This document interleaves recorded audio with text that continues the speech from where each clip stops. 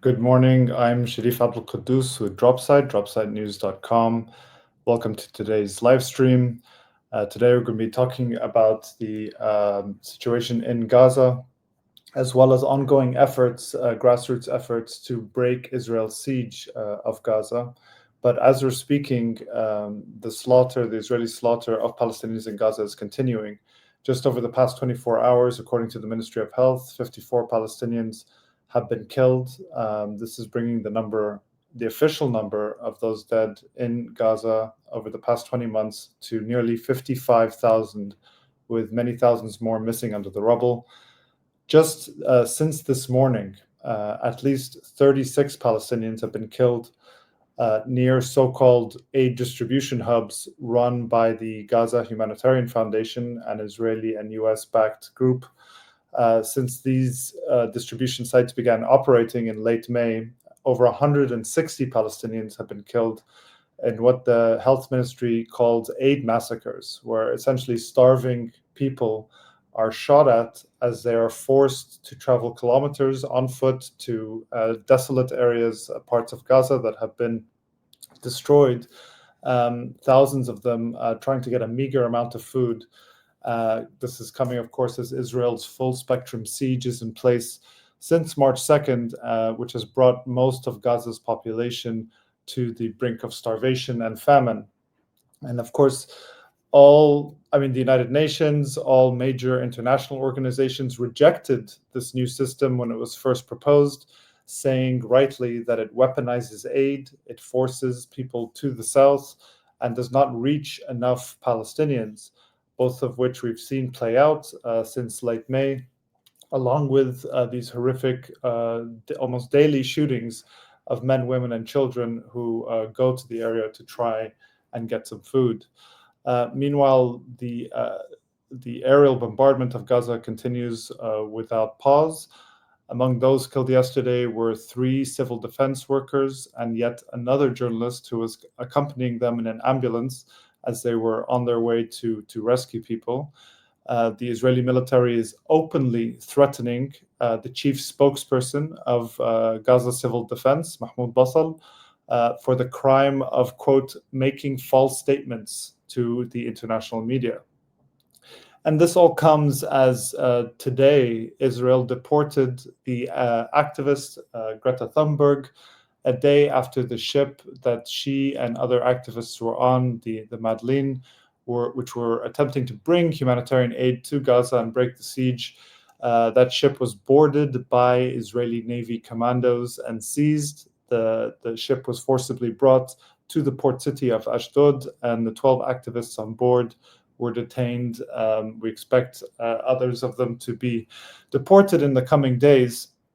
And this comes also as this week, another major grassroots initiative to break the siege of Gaza is also taking place.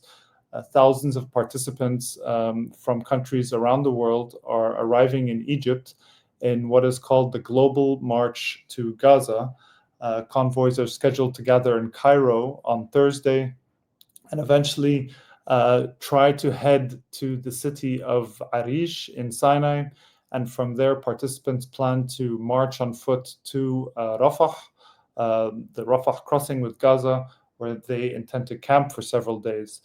We're going to talk about all of this today and much more. I'm joined by my Dropsite colleague, Murtaza Hussein, as well as 2 organizers of the Global March to Gaza, Saif Abukeshek, a Palestinian activist in Barcelona, and the lead organizer of the Global March to Gaza, and Melanie Schweizer, a German lawyer and activist who's also taking part in the Global March to Gaza. I want to thank you all for joining us. Saif, let's begin with you. Can you explain what is happening this week, what this Global March to Gaza is, and why you helped organize it? Thank you. Just for transparency, Melanie is also one of our lead organizers. Oh, So we have been working very hard in a group that grow organically from different locations, people with different backgrounds coming together, regardless they represent movements, unions, or or just individuals with their field for advocacy and solidarity. And this group started to develop a strategy in how we would organize the march, and this is happening. So we all have our tickets. We all starting to put our things together. I just went today to buy my backpack. I'm not good with camping, so it's gonna be a one for me. We are ready to get our our transportation and go to the airport and take our flights. So this is what's happening this week. We will arrive on the 12th to Egypt. We stay for one night in Cairo, and then on the next day morning, the 13th, we drive for 320 kilometers until we arrive to Al Arish. And then after our arrival to Al Arish, we spend 2 nights sleeping in camps while we are walking for 3 days, marching all together.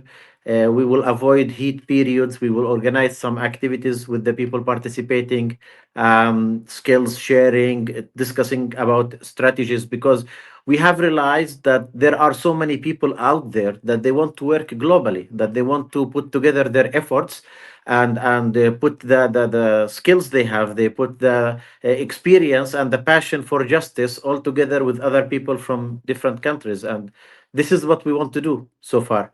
So we will arrive to Rafah hopefully on the 15th evening, and we will camp there. We will continue with the same program of rallies, of workshops, of planning what is coming next, what we will do, making pressure and denouncing complicity from different European, US, and international governments that are being that they are enabling Israel to continue committing genocide in Palestine. And this is a peaceful march. It has very clear objectives in terms of denouncing those governments, in terms of making pressure to stop genocide. And the main motivation for all of us is Palestinians are there fighting for values and principles and rights that we feel just we are entitled to have, and it's all under the threat of disappearing because it's being violated every second, you know. So we hope that as many people as possible will join us. We finished the registration period. People are going to be coming from more than 54 countries, and we are more than 3,200 person participating. We have received adhesions and support from over than 80 countries with organizations, local organizations, civil society organizations that are based on those countries. And with all this, like with all these people that are participating, with all the organizations that have supported the march, with these interviews that we are doing, our focus should be always on the Palestinians. They are the stories. What we are trying to save ourselves and our dignity, our humanity by going there. There is nothing in the work that we are trying to do is coming from a a perspective we have to go to save the Palestinians. We don't have that. We are there because our leadership failed us, because we feel that we are responsible because we want to defend values and principles that we live, and we educate our children on those principles. That's why we are going. That's what's happening this week. So people are gathering. Can I ask you what kind of coordination there's been with Egyptian authorities, if any? Because North Sinai, of course, this is not an easy place to get to. It's a very easily controlled access point. You have to cross the Suez Canal either by bridge or by tunnel. These are very heavily patrolled by the Egyptian security services and the Egyptian military. There's one coastal road on the north that takes you through Arish to Rafah. This is manned by multiple checkpoints by the military and the police.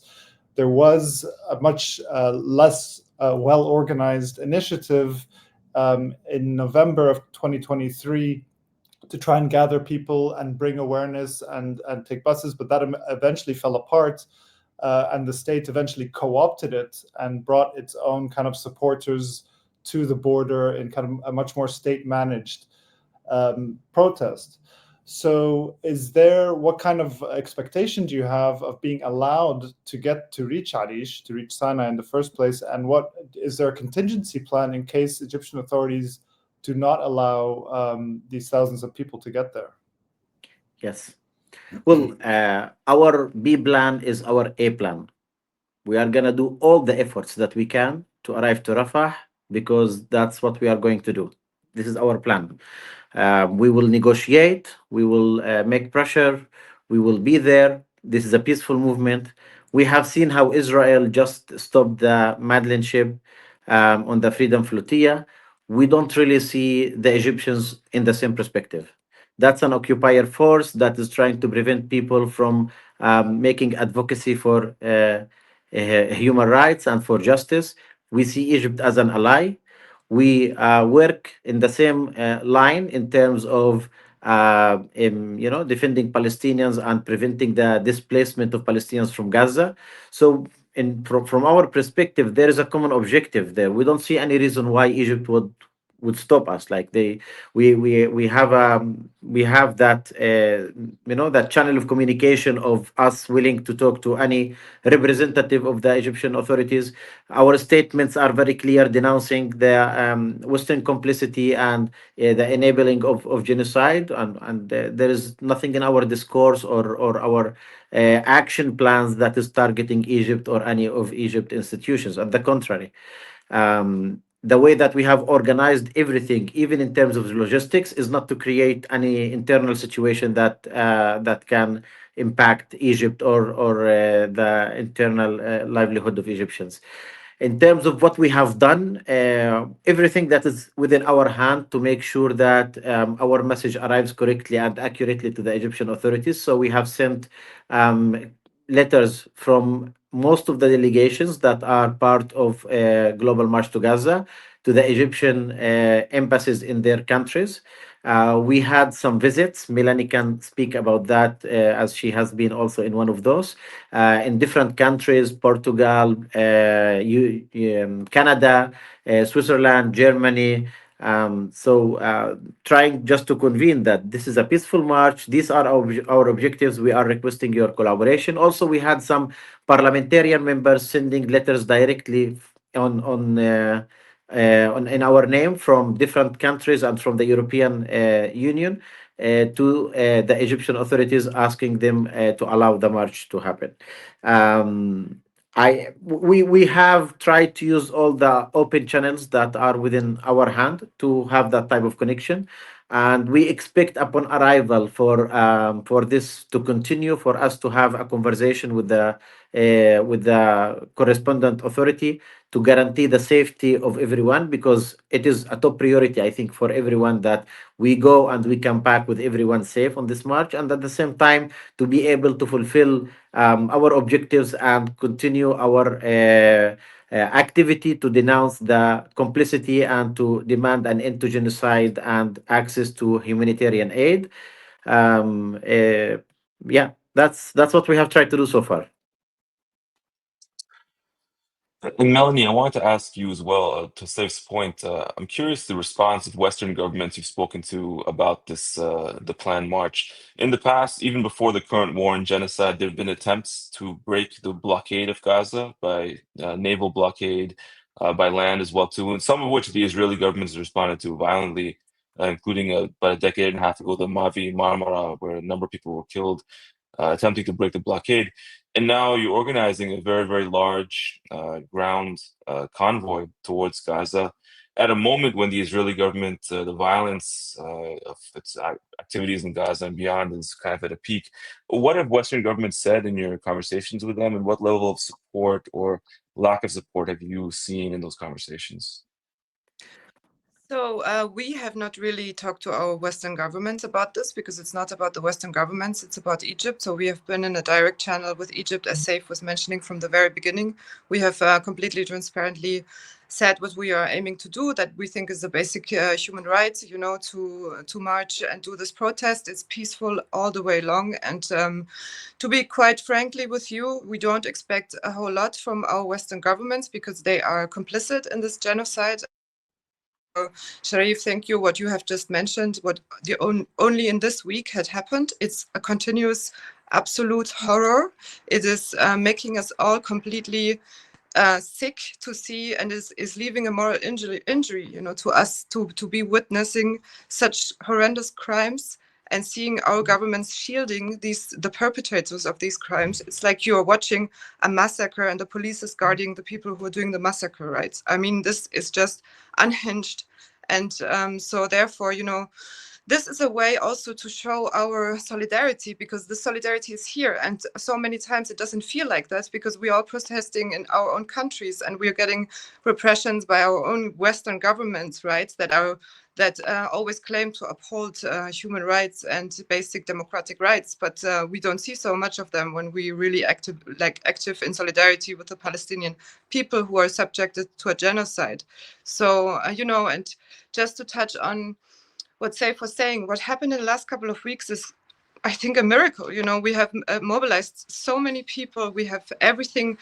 We have so much support, and that was really done in a couple of weeks. And it's only because the situation is getting so extremely unbearable, because people are dying of hunger now. Because what you explained, this age distribution, which is not an age distribution, it's Hunger Games, and people being concentrated in concentration camps, and this cannot be let, allowed in our names, and our governments are shielding that, and that's the reason why, what should we expect from them? Because we tried everything that we could. We have written emails, we have rallied politically, we have used every single manner that there was. I was fired as a civil servant from the federal ministry because I was speaking up for human rights and international law. So we are also, and we are not done. We will keep organizing, we will keep growing. And after this is just another set, in this global uproar that this is a global movement. It consists of many parts, and just to mention the Sumut convoy, it's made up from 7,000 people coming in a convoy by buses and cars from Tunisia and Algeria and Libya. They will be carrying humanitarian aid, because the people cannot watch this unfolding anymore. This is more than a human can bear, and more than we're fed up, and it's time to act. Well, I wanted to ask you also, since we're talking about the silencing of voices, and you being an activist from Germany, of course, we're seeing, the United States is Israel's main backer, financier, an arms supplier, and there is a vicious crackdown on pro-Palestinian or anti-genocide voices across the country. But perhaps the only country where it's worse is Germany, where there is really a suffocation and legal repercussions for people who speak out. Can you talk a little bit about the atmosphere there? And Germany is the second largest arms supplier to Israel. I mean, a distant second, but the second nevertheless.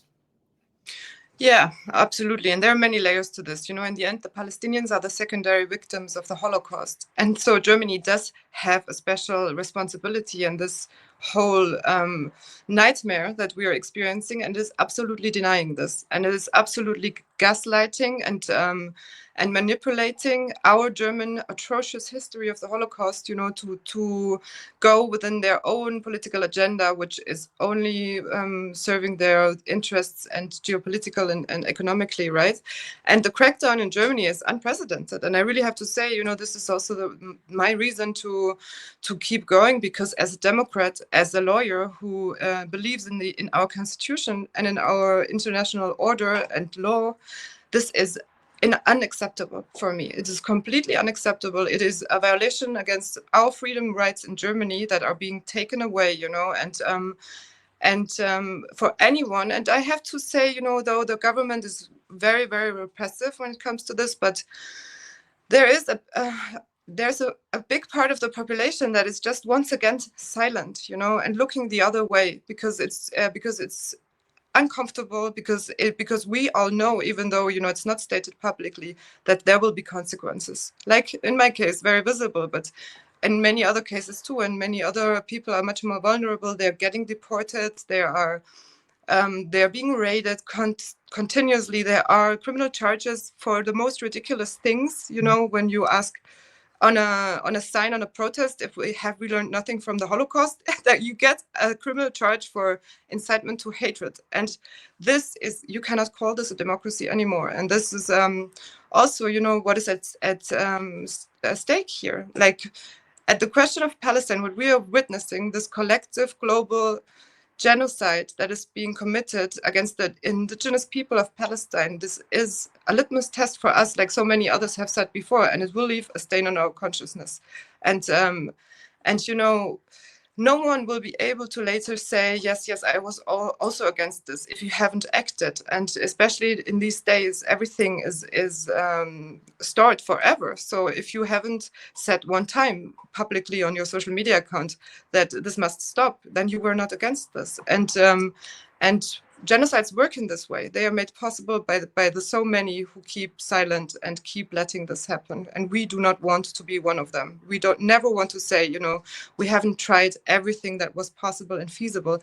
And this global march is possible and is feasible. And we have a very well structured, we are very well organized in logistics, in security. We have been absolutely transparent with the Egyptian government, and we believe it's also very much in their interest because their own population is also is dying from the inside to have to watch what is happening on the other side of the fence, right? And so this is a basic need of humans to be able to voice their dissent, and we really think could have a huge impact. And to be honest, it already has, because we have already had such an impact in people to come back again, you know, and not have the sense of we don't have any power, because that's not what it is. We do have the power. If the people come together and stick together, we are the ones who are having the power.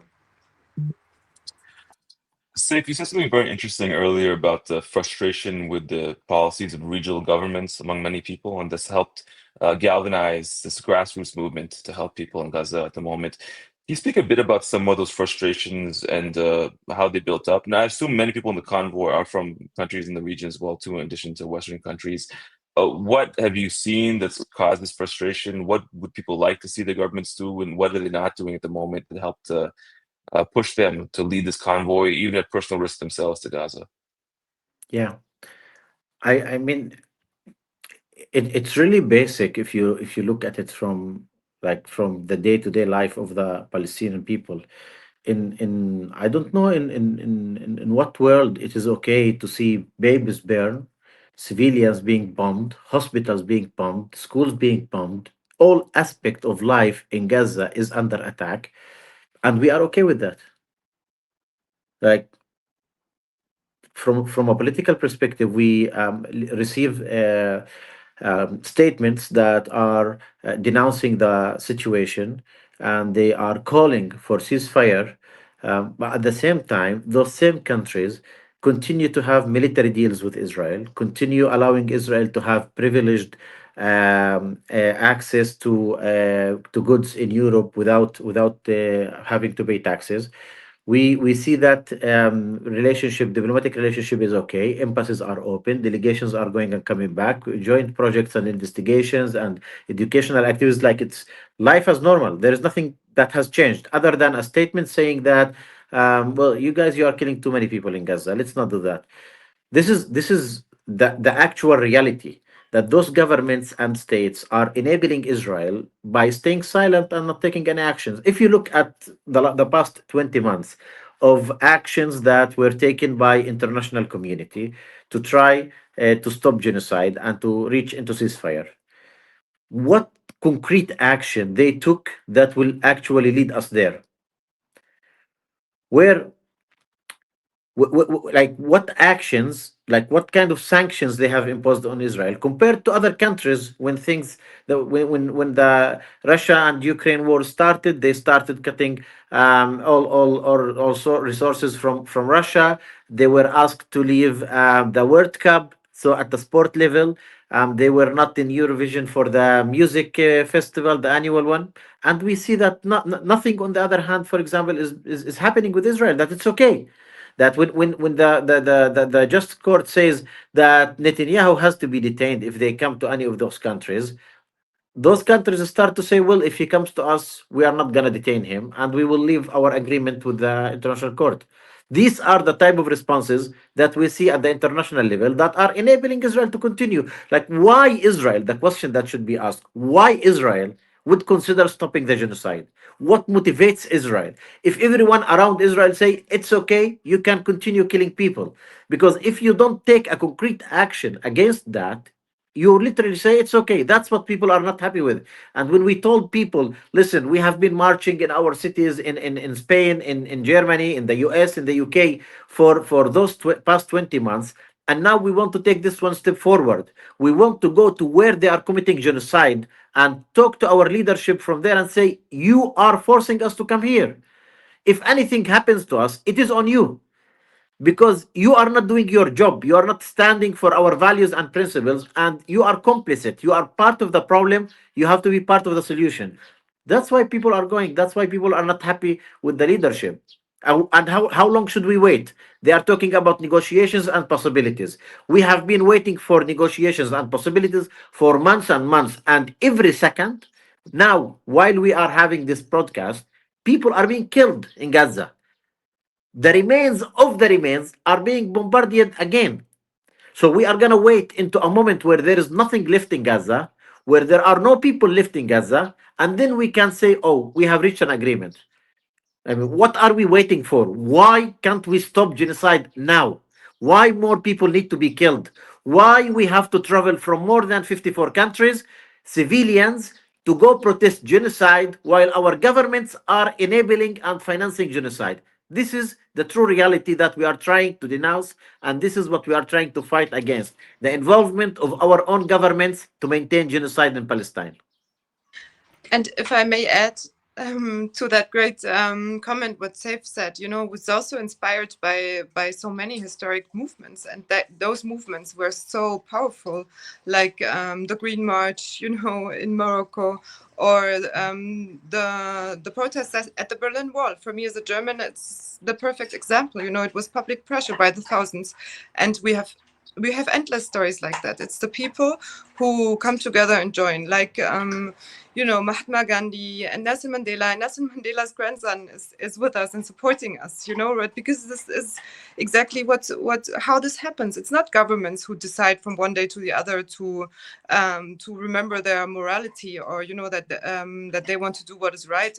It's always the people who put enough pressure, and we have the chance to do that. It's completely possible. It's feasible. So we will do it, and we will see how far we come, and then we will do the next thing. We will plan the next thing. There will be no day of peace for the people who allow children to be massacred on a mass scale, never. There will be no day when they can be, when they can even think that we would forget about all the crimes that they have done. And I can say that personally from a legal level, I'm trying to do what is possible to mobilize, but also I will do whatever it takes to go to the courts and hold those accountable for what they have done in the last 20 months and the last 80 plus years. I think, we also have to talk about, there's the very clear complicity of the United States and Western governments in arming and backing Israel, but also regional governments as well. This is, of course, sensitive to talk about ahead of the trip, but in many ways, Egypt has allied with Israel over the years. It helped enforce the siege of Gaza for the past 15 years, over 15 years. It destroyed the tunnels that provided a lifeline to Gaza. Egypt allowed Israel to conduct aerial bombardment in Sinai when there was, a low-level insurgency happening there. The treatment of Palestinians from Gaza who have been coming before the genocide began in and out through Rafah is notorious for its indignity, the way Egyptian authorities treat Palestinians. And I think Abdel Fattah al-Sisi and the Egyptian government has been applauded for not acceding to Israel's demands to just allow a mass expulsion of Palestinians into Egypt. But many see this as really he's just afraid of a national security catastrophe. It's not out of love for Palestinians or the Palestinian cause. And they have blocked many efforts over the years for people to express solidarity with Gaza. They are very much do not like demonstrations or big gatherings of people. I hope very much that the large number of international activists will help break this situation in Egypt that we have. But is this something that that you're concerned about, going there with a government that is not prone to allowing mass mobilizations, and is also in many ways its policies are circumspect when it comes to Palestine? Maybe Saif, do you want to go first? No, please go ahead. Yeah, I just want to also bring the focus to something that we have not talked about so far, which is racism and white privilege. And I think, this is that was very visible with Madeleine and the Freedom Flotilla, with which we are also in official collaboration.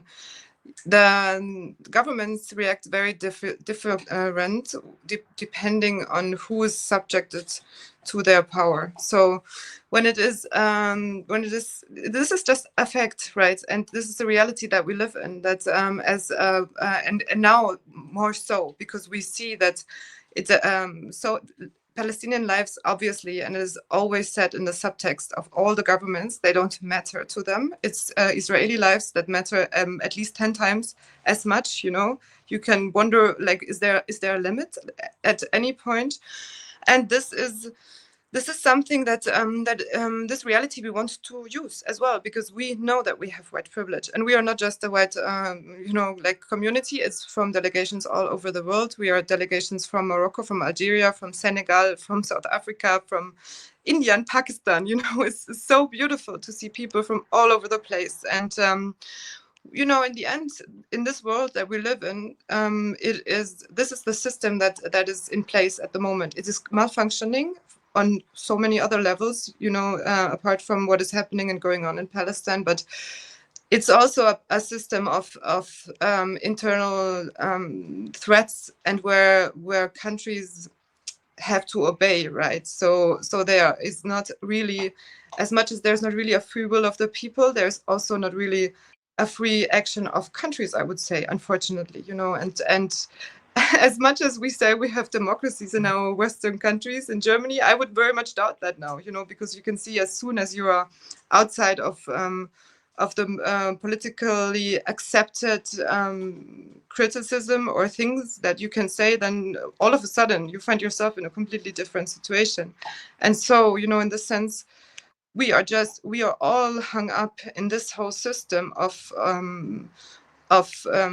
where we depend, and where people and governments do not really decide by themselves. If I may to add to that, what we have seen and witnessed during the past 20 months in terms of risks that people deal with, we are being persecuted by our own governments. We are being persecuted by our own governments. People are being detained. People are being in different situations, interrogated. Some people not allowed to travel. In the US, we have seen all those intensive deportation for people who have been involved in the students movement. So this type of persecution and kind of strategy and tactics to make us people who are active fear, like think twice about organizing any activity, or think twice about going out to the street, or it is a strategy of just having the oppressed people question the fact if they should stand up against oppression. So if you want to fight for your rights, there are going to be consequences. Either you accept injustice and live with it. We don't want this world for us. We don't want a world we cannot live up to those principles. Whatever is going to happen to us during this march, it's not compared even for a small fraction of what Palestinians deal with on every day, and they have been dealing with for the past 78 years. And it is a reality. We have seen what happened in Madeleine, which they continued to have the focus on the situation in Palestine and what is happening, and then what would happen if that was a Palestinian boat, if that was a ship that is only with Palestinian activists. So the risks that Palestinians live with, and they try to challenge, and they try to resist for all those years, it's nothing compared to what we are gonna face, and to what that even the situations that we are facing today in terms of persecution, okay, it misses our life a little bit. There are families of 40 or 50 or 60 members that were completely erased from the civil registry because Israel just decided to bombard their house, and maybe not even their house, their tent just being burnt inside it. Those are the type of risks that Palestinians are resisting and challenging in every second. So we have to deal with that, and we have to accept the fact that our leaders have failed their duty. They are complicit and they are enabling and financing genocide, and we cannot handle it anymore. We don't want to live with this terrified idea of us being part of this complicity, of not being able to tell our future kids, our grandchildren, what did we do to stop genocide? What role did we do to stop genocide? Can I ask as well what kind of coordination you're having with both Palestinians in Gaza? What are they calling for? I know that, for example, you've received a lot of support from people like Mustafa Barghouti, who has endorsed the march, the Palestinian politician, former member of the Palestinian National Legislative Council, physician, and others as well. And I think we should remind people, of course, that Israel's occupation and apartheid scheme is, of course, not limited to Gaza. And what we're seeing in the West Bank right now, what we have seen over the past few months, is the largest displacement, forced displacement of Palestinians since 1967, where we just passed the anniversary of the war, the 1967 war. And with just people being forced out of, especially in the north, in Jenin, Tulkarm, in Nablus. There's a curfew that was just instilled, and very vicious attacks on a daily basis by settlers and soldiers as well.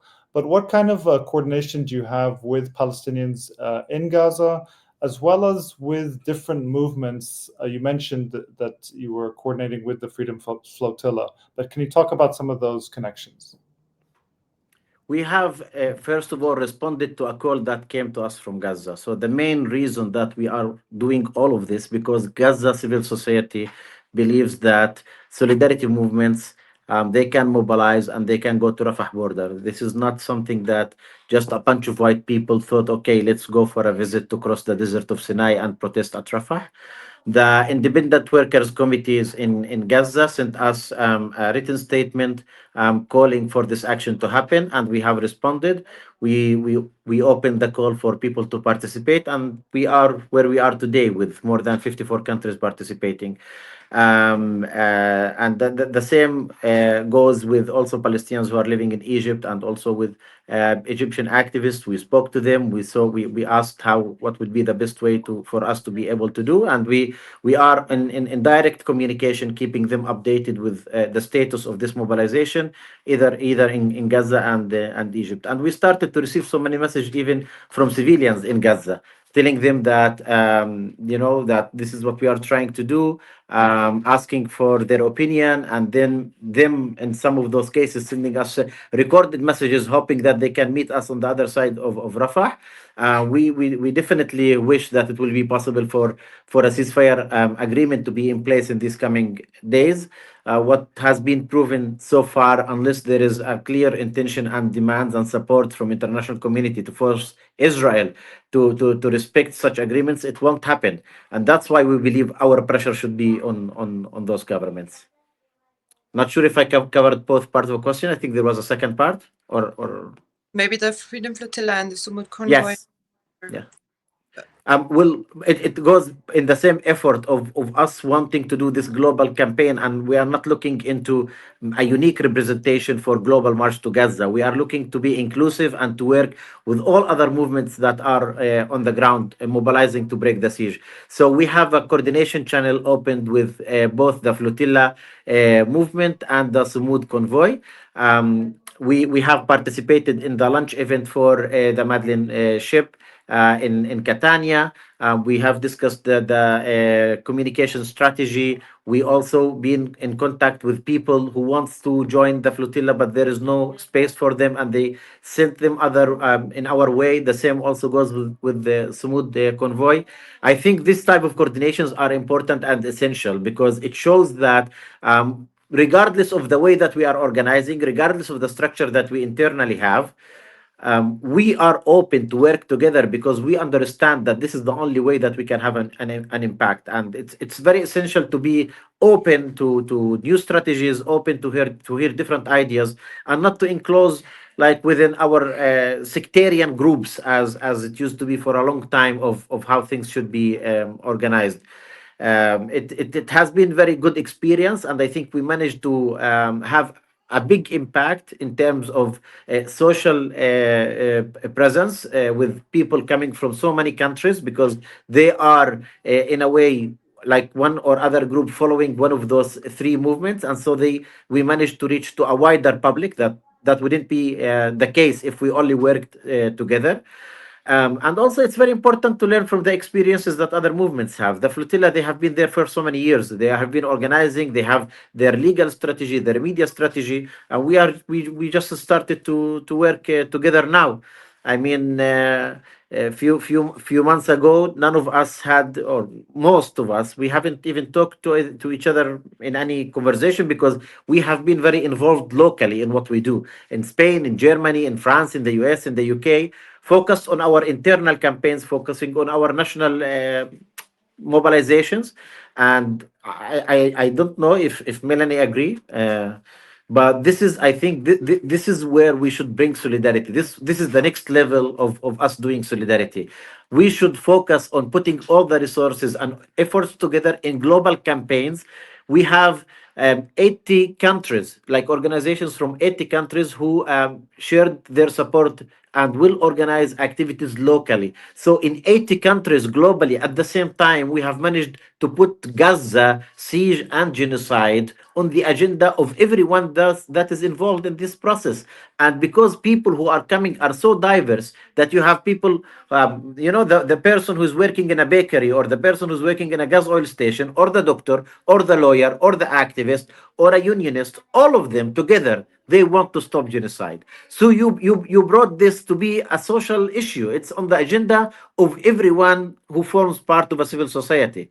And this can be the next big thing. Like can be the way that we can organize and get all aspects of society involved. And we need it. Like we didn't stop genocide. Any action that we do, how great it is, if it does not stop genocide, it's not enough. It means that we have to continue working harder. It means that we have to bring more allies and more strategies, because unless we stop genocide, there is no other solution. There is no stop point for us. Say, okay, now we can relax, we can take a break. People in Gaza are not taking a break. They are being starved. They are being without medicine, without housing, without water for so many months. And let's not forget, this closure and siege in Gaza has started in 2006. Those crimes that we are dealing with today, that it's being broadcasted for all of us, started 78 years ago. So now we have to put all of our efforts together and work strategically and globally to put an end for all these crimes. It just cannot keep going on. And Israel tomorrow might stop the genocide. However, if this is not directly connected to a stop to the occupation in Palestine, they will just come back again. I mean, they did bomb Gaza in 2014, they bombed Gaza in 2008, they bombed Gaza in 2020, in 2022. This is like, this is the thing for them. Like every couple of years, okay, let's just start bomb people around. It has to stop. There is no other option. There is no alternative. There is no other reality that we can imagine ourselves being part of that does not include stopping occupation and genocide in Palestine. Yeah, absolutely. I just would, if I may add also about, the Freedom Flotilla, so a couple of members are considering joining us in the movement after. we were very tightly connected with each other, and all of these movements, separately or together, are essential, and they are amazing. To be quite frank, I really think, as I said before, it's really impressive and unprecedented. That we have now this massive mobilization behind all of us, and for our march, the global march, I just wanted to say about the organizational structure as well.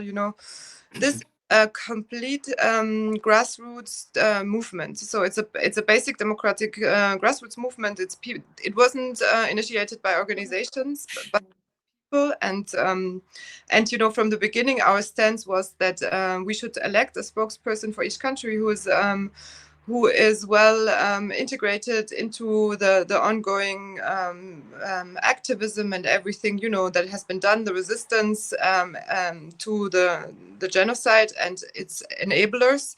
And so in that sense, we also have the majority of the internal groups behind us, and that this is not a movement that's bound to people. So if tomorrow someone comes who has more abilities and is better to connect than me, for example, then this person is going to take over and is going to represent the wish of the ones who are following. And so all the decisions are basically taken commonly, more or less, right? And there's assistance. And now all of a sudden, activists that are active in India and in Pakistan, which we didn't have before. I think the power that this movement now has, also together with the Sumut convoy and the flotilla, is unimaginable, because no one really knows what we can do with that in the future and what other things we can manage to do, right? And therefore, I think this is really something to be hopeful for, because as Saif was saying, we need to keep up that hope. In the case of Palestine, it's so hard because this injustice is going on for so long. But when you see the people of Palestine who are subjected to this barbaric violence, to this massacre, and this inhumane craziness, I mean, this is complete madness on a daily basis, and they still keep having hope, then it's the least what we owe them, to keep having hope and to try everything, on another day, and we will try the next thing. And we want the people of Palestine to know that we are in their back, that they have us, and that they can count on us, and that we will not let this happen without having tried what we could. And is there somewhere online an official account for people to follow updates as things unfold? Melanie is our Instagram star, so. No, we have the usual channels, like the homepage, March to Gaza, where we put press releases and everything, and then we have an Instagram page, and all the social media pages have the same handle. It's Global March to Gaza, and there we try as much as we can to also answer our messages and get. Thank you. And before we wrap, I just wanted to turn to Maz for 1 second. You had a very interesting article along with our colleagues Ryan Grimm and Waqas Ahmed about Facebook and the data that you managed to get a hold of, leaked data about Meta and it's the decline in the effectiveness of dollars spent on advertising by Israeli companies. Can you explain what you found? Yeah, it sort of builds on what Melanie and Saif said, in a way that there's a tremendous groundswell of discontent in many, many places around the world over what's happening right now. Even if it's suppressed at the top level, it's certainly there. And you see this even in Silicon Valley, in the major US companies and so forth. So people in Meta, as we discussed in the story, whistleblowers, you could say, provide us data showing changes, very stark and notable changes in the effectiveness of Israeli private sector and public sector advertising on Meta platforms. And Meta is a platform of 3 billion people. And what we see is Israel is a country whose CPC, which you can say the advertising expenditure per individual, has increased the greatest amount in the last 2 years. What that means, in more simple terms, is that Israeli advertisements are plummeting in effectiveness. The brand, so to speak, of Israel as a nation is being harmed by what we're seeing in Gaza at the moment.